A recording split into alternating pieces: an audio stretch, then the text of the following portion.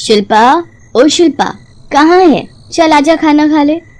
Mummy बस 2 minute में आ रही हूँ। एक रील अपलोड हो रही है, वो कर लूँ फिर आती हूँ। सुबह कर लेती काम, अभी जरूर करना था। मम्मी, मैंने रील बनाने के एडवांस पैसे लिए हुए हैं। अब आपकी बेटी इतनी बड़ी इन्फ्लुएंसर है, टाइम पर रील बनाकर ना भेजो तो कंपनी वाले शोर मचा देते हैं। अच्छा ठीक है। पापा कहाँ गए? वो तो कब का खाना खाकर अपनी दवाई लेकर सो भी गए। अच्छा तू बता रही थी तू किसी नई कंपनी के साथ जुड़ने वाली है जो तेरे से हफ्ते में 10 रील बनवाए करेंगे। कितने पैसे बोल रहे हैं एक रील के? 2000 रुपए बोल रहे थे। मैंने भी बोल दिया, मेरे फॉलोअर देख लो सोशल मीडिया पर। लास्ट 3000 रुपए मैंने तय कर लिए हैं, पर तू आधे पैसे पहले एडवांस ले लेना। कहीं ऐसा ना हो काम करवा ले और तुझे पैसे ना दे। हाँ हाँ मम्मी, टेंशन मत लो, कंपनी ने 15,000 रुपए एडवांस दे दिए हैं। शिल्पा सोशल मीडिया के ऐप्स पर इन्फ्लुएंसर थी और अलग अलग कंपनियों के लिए काम करती थी। शिल्पा को इस नई कंपनी के साथ जुड़े 3 महीने बीत गए थे। सब कुछ ठीक चल रहा था, पर एक रात 10 बजे शिल्पा को किसी का फोन आता है। हेलो, मैं शिल्पा बोल रही हूँ। शिल्पा जी, मैं अमन। मॉर्निंग में आपके साथ कोलैब में एक रील बनाई थी, याद आया कुछ? ओ अमन, हाँ हाँ, सुबह इस कंपनी में तुम न्यू आए हो? हाँ भाई, मुझे आपकी एक हेल्प चाहिए थी। मैंने एक लड़की को अपनी रील में लिया था, पर एंड मौके पर उसकी दादी गुजर गई तो वो शूट पर नहीं आ पाएगी।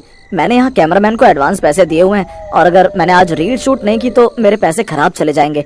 कैमरामैन कल के पैसे दोबारा मांगेगा। क्या आप मेरी रील में एक्टिंग कर सकती हैं? मेरी बहुत बड़ी हेल्प हो जाएगी। बहुत लेट हो गया है, 11 बजने वाले हैं। पापा मम्मी को क्या बोलूं?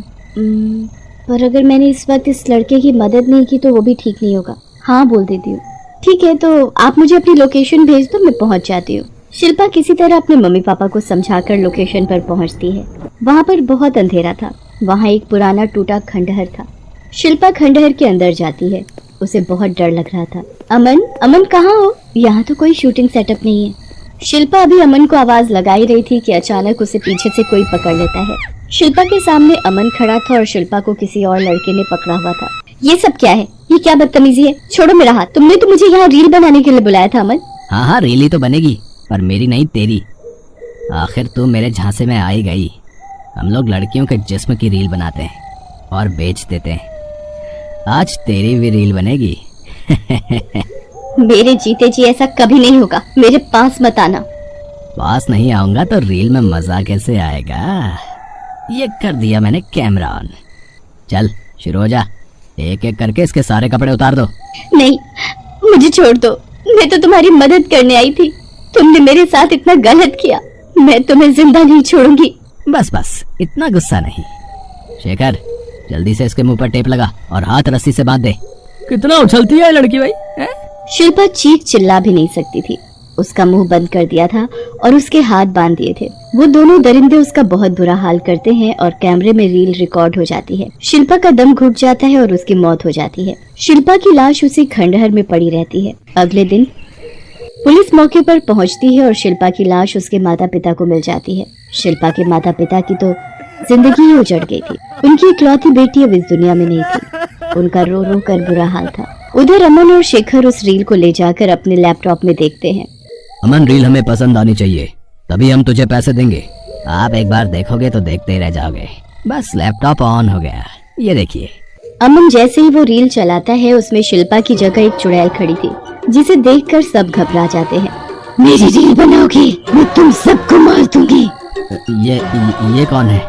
चुड़ैल लैपटॉप में से बाहर आ जाती है और शेखर की गर्दन पकड़ लेती है। तुम दोनों ने मुझे धोखे से मार डाला। मैं तुम दोनों को जिंदा नहीं छोड़ूंगी। तू मेरे हाथों से मरेगा। चुड़ैल शेखर को मार देती है और अमन के पीछे जाती है। शिल्पा के माता पिता को पता था कि वो रील बनाने अमन के पास गई थी। उन्हें उसी पर शक था।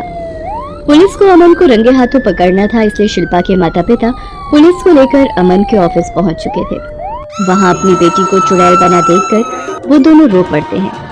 शिल्पा ने अमन की गर्दन पकड़ रखी थी। मुझे छोड़ दो, मुझसे गलती हो गई। हाँ, मैंने ही तुम्हें मारा है। मैंने ही तुम्हें फोन करके लोकेशन पर बुलाया था।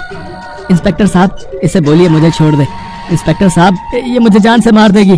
तुझे कोई नहीं बचाएगा, तू मरेगा तू। शिल्पा का प्रतिशोध पूरा होता है। अमन मर चुका था। चुड़ैल रोने लगती है। पापा मम्मी, मुझे माफ कर देना। मैं आप लोगों को अकेला छोड़कर जा रही हूँ। मेरे साथ बहुत गलत हुआ। मम्मी पापा, मैं ये भूल गई थी कि इस दुनिया में अच्छाई के साथ साथ बुराई भी पनपती है। शिल्पा की आत्मा वहाँ से चली जाती है और उसके मम्मी पापा रोते हुए घर आ जाते हैं। आज उनकी शिल्पा उनके साथ नहीं थी, पर शिल्पा एक मैसेज जरूर छोड़कर गई थी कि ये दुनिया माया से भरी हुई है, इसलिए यहाँ पर हर कदम फूंक कर चलना पड़ता है।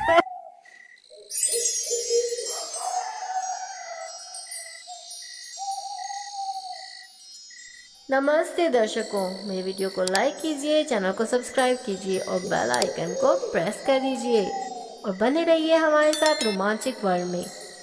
तो दोबारा मिलते हैं नई स्टोरी के साथ, तब तक अपना बहुत ध्यान रखिएगा। धन्यवाद।